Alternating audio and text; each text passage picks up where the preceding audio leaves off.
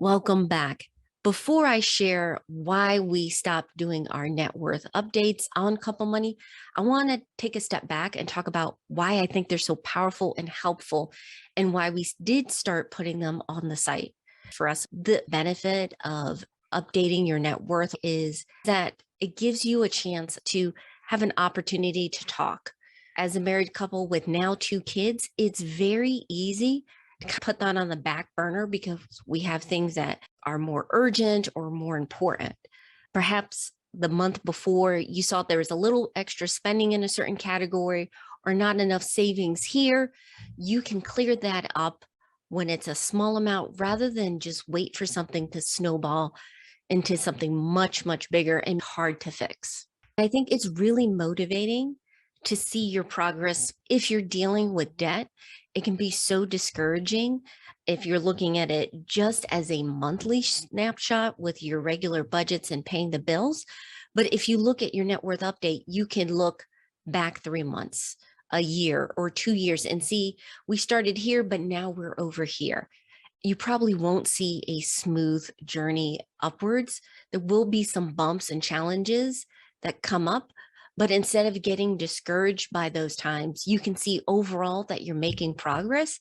When you do hit another one, you know we can get through this. We did it before and we can do it again. If you followed Couple Money, you've seen where as we're discussing certain pivots or we're asking ourselves questions or having challenges, we document it and put it on the site.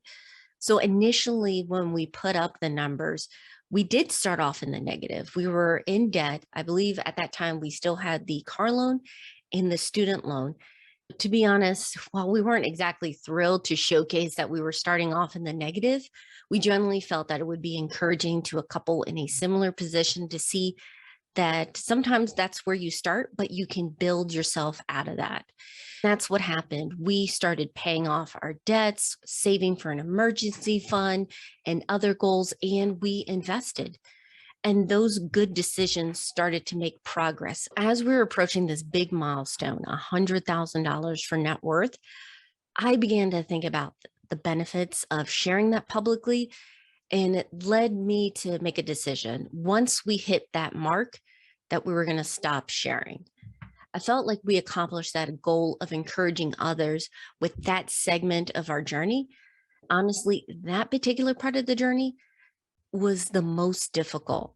I'm not saying that everything is perfect now, but what we've noticed is when you've reached that point where you have a certain amount invested, your money does more of the heavy lifting itself. Your contributions definitely help, but over time, the beauty of compound interest really takes off. It's like the reverse of credit cards. Instead of going deeper into debt, that money is now working for you and growing faster. The challenge for us now in this season of life is to keep that momentum and be mindful of lifestyle inflation. That's why we don't share our net worth updates on the site anymore, but we still track it. If you're watching this and it's the beginning of your financial journey, I highly recommend that you start tracking your net worth. On a monthly basis, it's a great way to review things along with your budget to make sure that you're making the progress that you want to make. There's no need to share it publicly, but just having those numbers out there that the two of you can check can make it easier to work together on your finances and to cheer each other on.